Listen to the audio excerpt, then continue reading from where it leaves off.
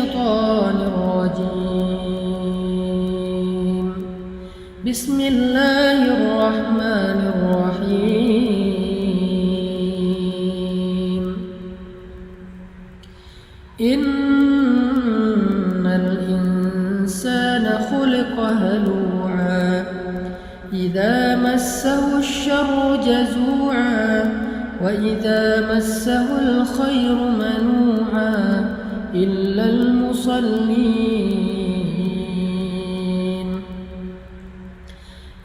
المصلين الذين هم على صلاتهم دائمون والذين في أموالهم حق معلوم للسائل والمحروم والذين يصدقون بيوم الدين والذين هم من عذاب ربهم مشفقون إن عذاب ربهم غير مأمون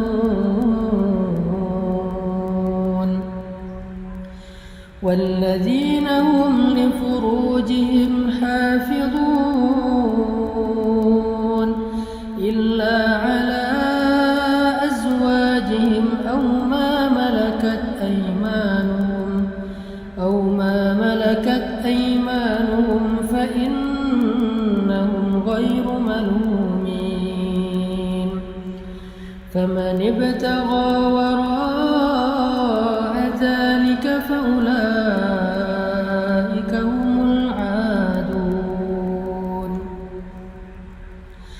والذين هم لأماناتهم وعهدهم راعون والذين هم بشهاداتهم قائمون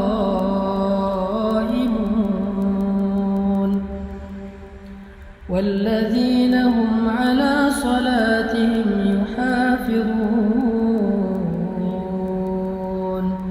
أولئك في جنات مكرمون. Sadaqallahul Azim.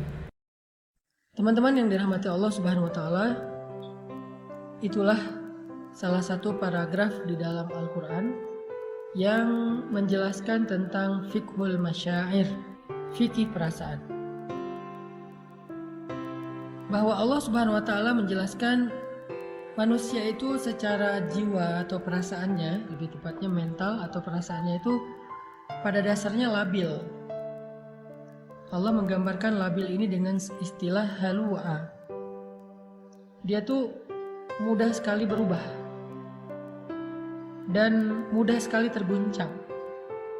Ketika dia dikasih kesusahan, dia menjadi berputus asa, berkeluh kesah, melemah, dan ketika diberikan nikmat, dia menjadi orang yang lupa diri, kikir, sombong, angkuh, dan sebagainya.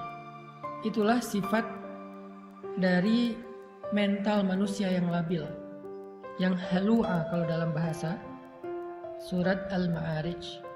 Kalau dalam bahasa surat An-Nisa itu diistilahkan dengan muzabzabina baina dzalik, terombang-ambing, nggak stabil gitu.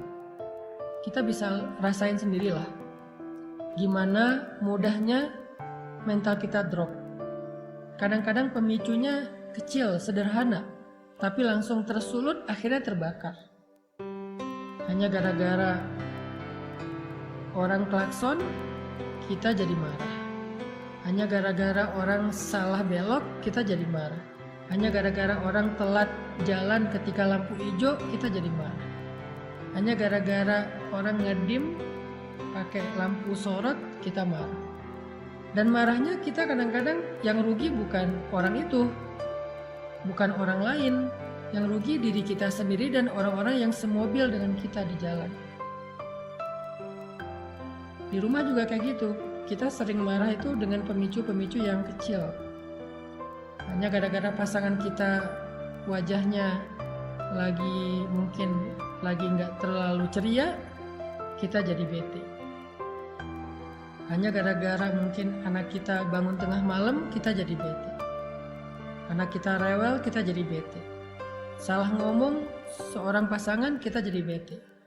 Itu yang disebut dengan jazua, halua, mudah sekali untuk drop, mudah sekali untuk bete, mudah sekali untuk kepancing, mudah sekali untuk marah, mudah sekali untuk apalagi tersinggung, sakit hati, baper, dan seterusnya.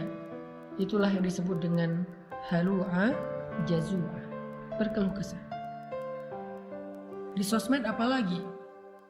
Namanya orang, followers, saya posting tilawah Al-Quran aja ada yang dislike, padahal yang diposting itu bukan konten-konten yang kontroversi, bukan tilawah Al-Quran.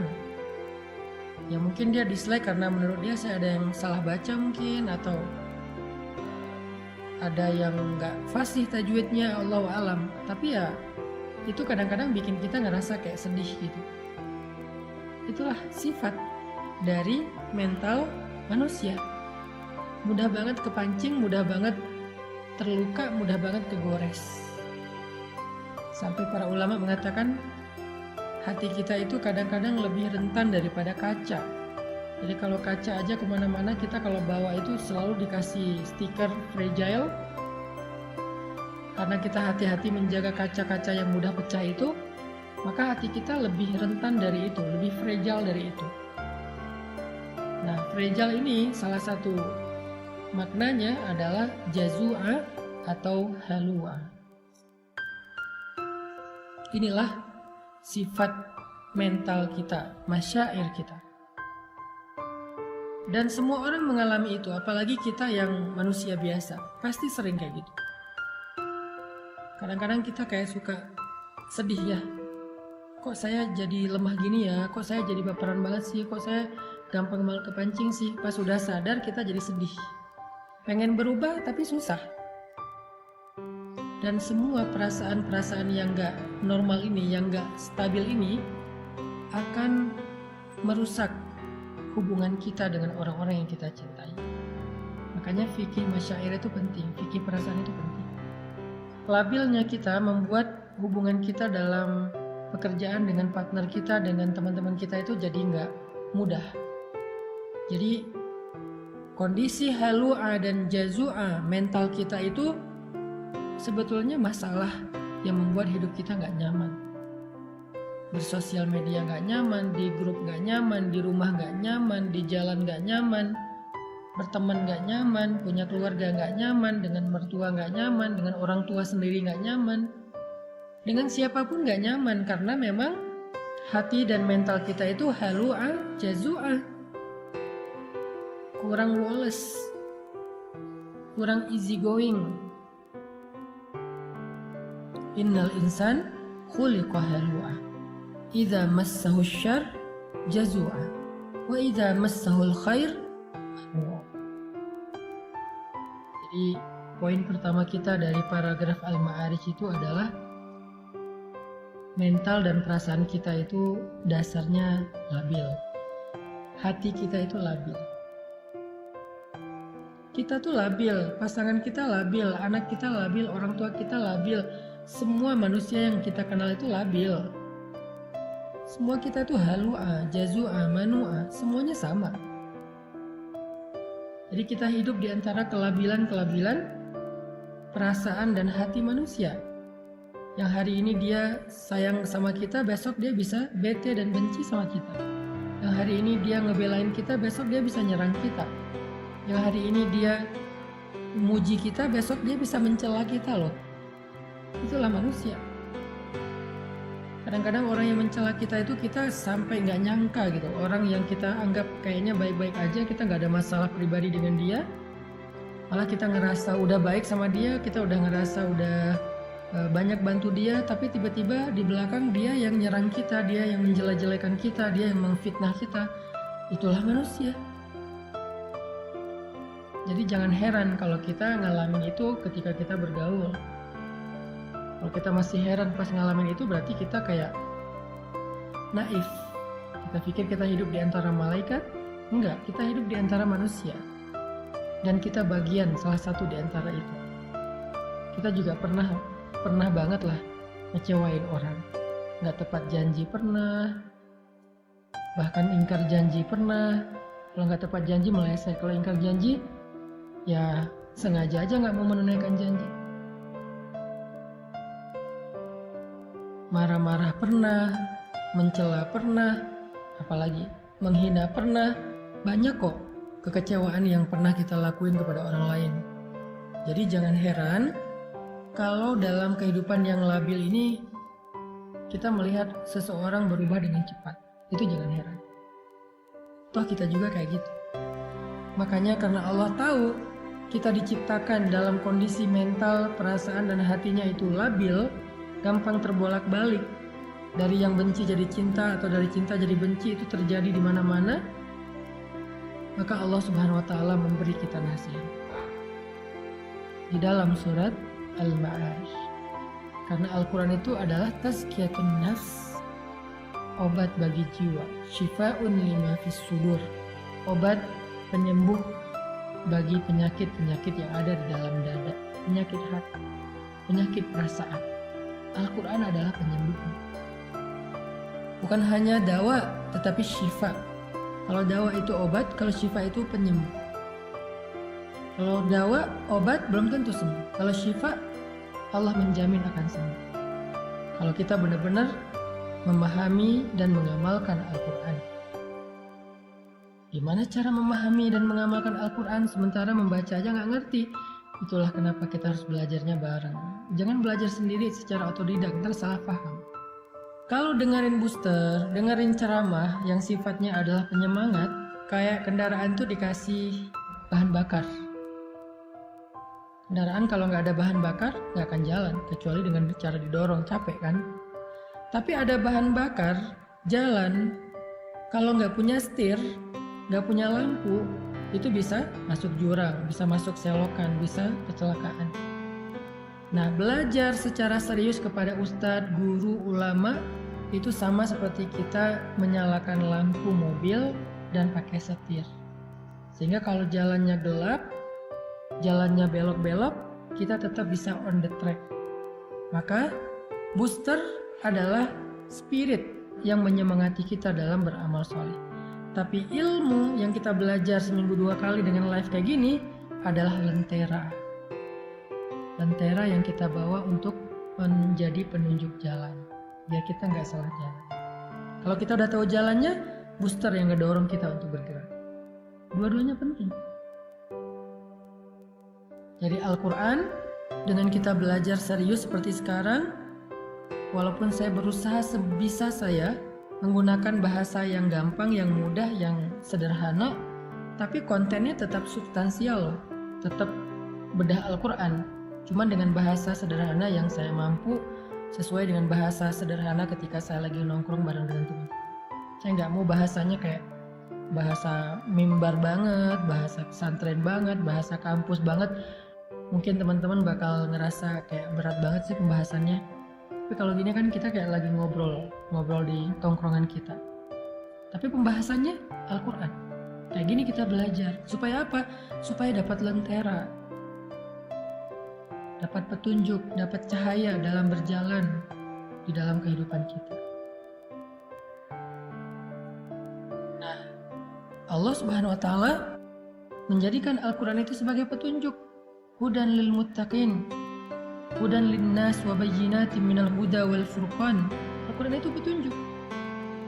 Dan ketika kita pengen mengambil petunjuk Al-Quran, caranya gak cukup baca sendiri. Kita harus membedahnya dengan tafsir, tadabbur, tafakkur, dan seterusnya. Bersama seorang guru. Malam ini kita belajar seperti malam-malam yang udah lalu tentang petunjuk perasaan.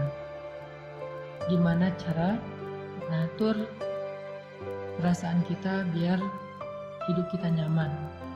Karena kenyamanan hidup diawali dari dalam diri kita, bukan dari faktor fasilitas yang ada di luar kita. Ada orang yang bahagia walaupun hidupnya sederhana. Ada orang yang sengsara, sedih, mengeluh walaupun dia hidup dalam istana. Kasihan nggak tuh orang hidup dalam istana tapi mengeluh. Orang hidup di gubuk sederhana tapi dia bahagia. Karena orang lupa kebahagiaan itu sumbernya ada di sini. Bukan di rumahnya seperti apa, mobilnya kayak gimana. Buat saya, ternyata bahagia itu sumbernya bukan di dalam fasilitas hidup, tetapi di dalam hati kita. Selama hati kita bisa dibahagiakan, maka kita akan merasa cukup dengan apapun. Jadi, kalau pengen bahagia teman-teman, yang pertama harus kita rawat itu adalah hati dan perasaan kita, bukan tubuh kita. Tubuh kita perlu dirawat, iya banget, tapi itu bukan yang paling utama. Itu perlu, tapi ada yang lebih perlu. Kalau pengen hidup bahagia itu, belajarlah merawat hati dan perasaan kita, jiwa dan mental kita. Dan gimana cara ngerawat hati dan perasaan, jiwa dan mental kita? Bukan dengan skincare, bukan dengan kendaraan baru, bukan dengan aksesoris, bukan dengan fasilitas hidup. Jiwa dan perasaan kita itu dirawat dengan iman, memperbaharui ini. Bukan dengan jalan-jalan, Ustaz. Bisa, tetapi enggak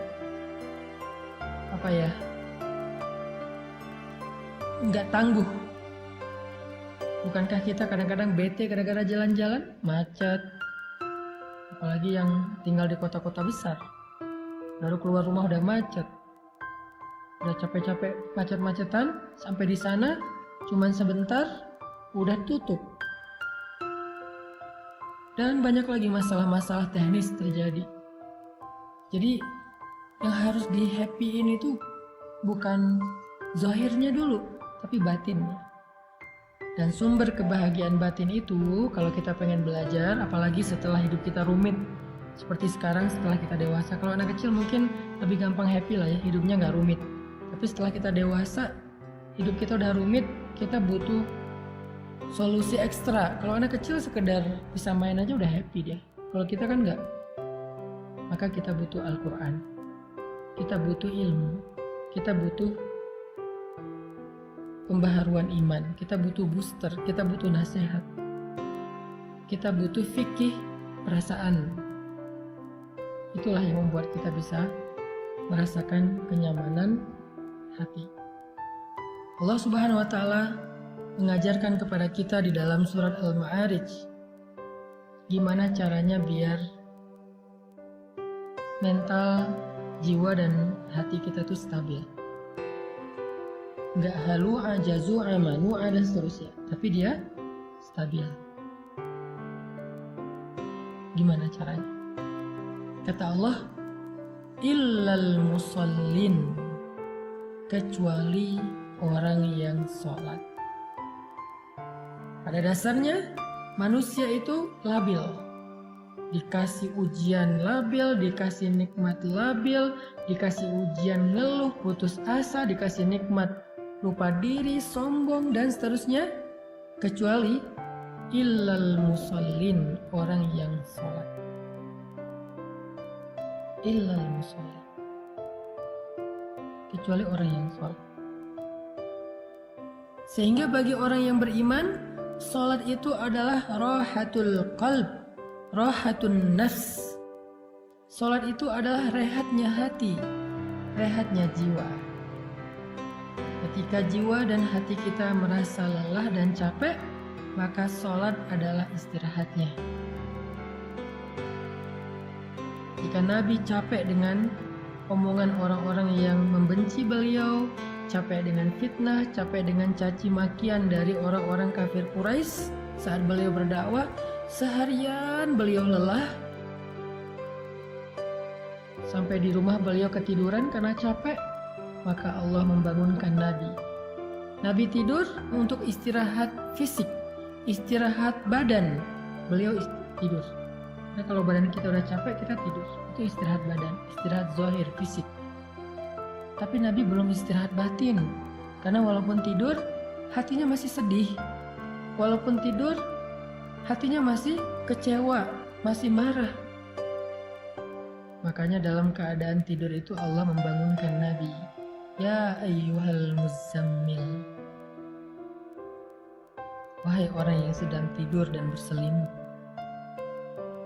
yang hatinya masih gelisah, yang hatinya masih lelah, yang hatinya masih sedih dan kecewa, yang hatinya masih marah.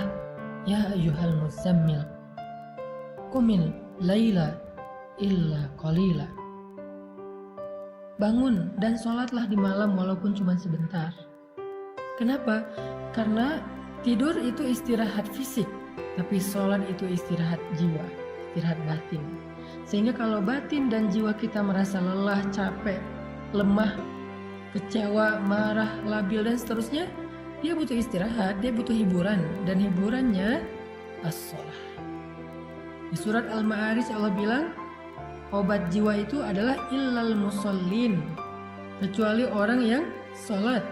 Di dalam surat Al-Muzammil Allah mengatakan, wahai orang yang lelah, wahai orang yang sedang tidur, wahai orang yang sedang sedih, kecewa, yaitu Rasulullah SAW, Qumil laila illa qalila, bangun walaupun cuma sebentar, sholat. Itu obat jiwa bagi orang yang beriman. Dan Nabi SAW bersabda, ketika Nabi dalam keadaan sedang lelah jiwanya, lelah hatinya, lelah perasaannya dengan semua omongan-omongan orang Yahudi dan orang munafik di kota Madinah, maka Nabi SAW menyuruh Bilal untuk azan agar beliau dan sahabat bisa sholat untuk bisa mengistirahatkan hati yang lelah. Apa kata-kata Nabi? Arihna bis sholah ya Bilal, istirahatkan kami dengan sholat wahai Bilal. Istirahatkan kami dengan sholat wahai Bilal.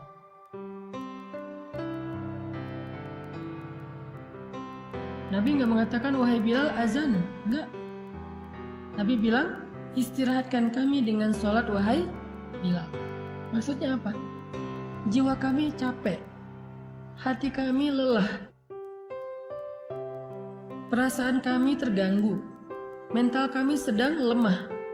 Maka istirahatkanlah jiwa, mental, perasaan, dan hati kami wahai Bilal dengan sholat azan maksudnya.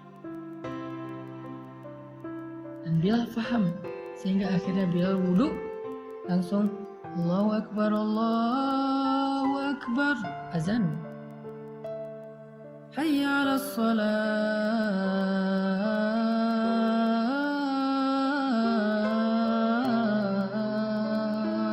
Yuk kita sholat. Hayya alal falah.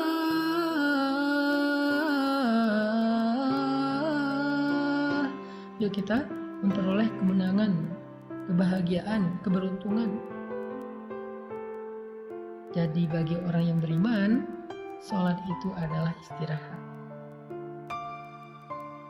Pertanyaannya, gimana cara menjadikan sholat itu sebagai istirahat? Kok selama ini kita malah istirahat setelah sholat, bukan sholat untuk istirahat? Gimana caranya? Kata Allah, alladzina hum ala sholatihim daimun, orang yang sholatnya dawam. Kalau kita pengen mengupgrade sholat kita dari sekedar ritual, kewajiban, gerakan, sampai menjadi sebuah kontemplasi, meditasi, dalam tanda petik, rehat jiwa, rehat ketenangan batin, caranya gimana? Daimun. Sholat itu jangan sesekali, tapi sholat itu harus daimun, harus dawam. Dawam itu artinya kita harus melakukannya dalam waktu yang lama. Kita nggak akan menikmati sholat tahajud kalau cuma sesekali. Kita nggak akan menikmati sholat duha kalau cuma sesekali. Kita nggak akan bisa menikmati sholat sunnah kalau cuma sesekali. Harus dilakukan secara rutin, daimun. Nanti setelah dawam dalam waktu yang lama, Allah akan berikan kepada kita nikmatnya ibadah itu.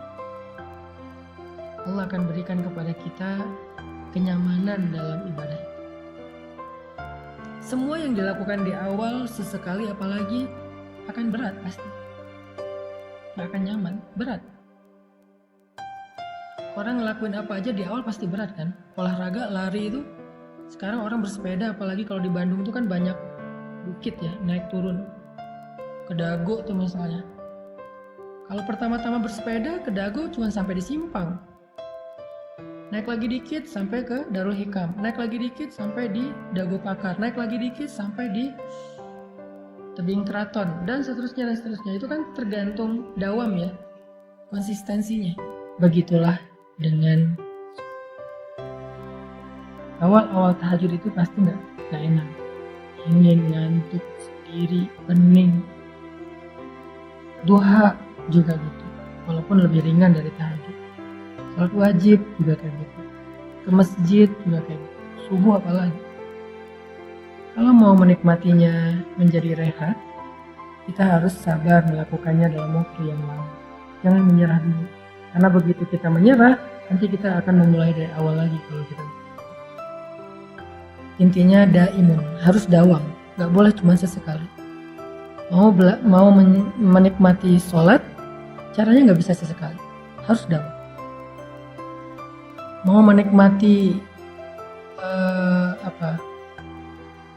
perjalanan, nggak bisa sesekali. Kita kalau jarang melakukan perjalanan tuh gampang mabuk, gampang capek, nggak betah lama-lama di kendaraan. Apapun kalau dilakukannya belum dawam, nggak akan dapat rasa nikmatnya.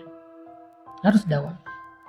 Begitu juga dengan, maka Allah mengatakan alladzina hum ala sholatihim daimun. Orang yang sholatnya dawam, orang yang sholatnya terus menerus. Itulah teman-teman solusi dari surat Al-Ma'arij kalau kita pengen menjaga jiwa kita lebih stabil dan lebih bisa istirahat. Kalau sholat udah jadi rehat jiwa, maka begitu kita sedih, kita sholat, Allah akan hibur hati kita. Begitu kita marah, kita sholat, Allah akan tenangkan hati kita. Begitu kita kecewa, kita sholat, Allah akan kuatkan hati kita. Disitulah kita akan merasakan rahatun nafs di dalam sholat. Ternyata sholat itu adalah nikmat bagi jiwa.